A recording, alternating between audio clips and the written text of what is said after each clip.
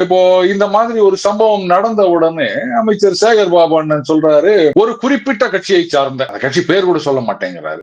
அதாவது அவங்க ஒவ்வொரு கட்சி அப்படின்னு மனசுல அவங்களா நினைச்சின போல இருக்குது. ஒரு குறிப்பிட்ட கட்சியை சார்ந்த, அதிலும் குறிப்பாக மகளிர் அணியை சார்ந்த அப்படின்னு வேற சொல்லியிருக்காரு.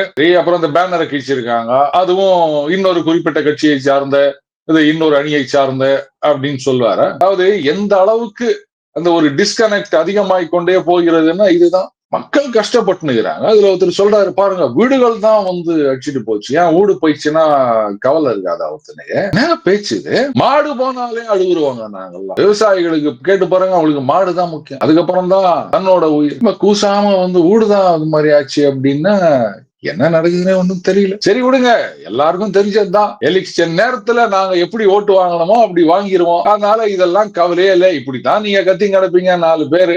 இதெல்லாம் ஜனங்க கவலைப்பட போறது கிடையாது, நாங்களும் கவலைப்பட மாட்டோம் அப்படின்னு நினைச்சுட்டு ஒண்ணும் பண்ண முடியாது.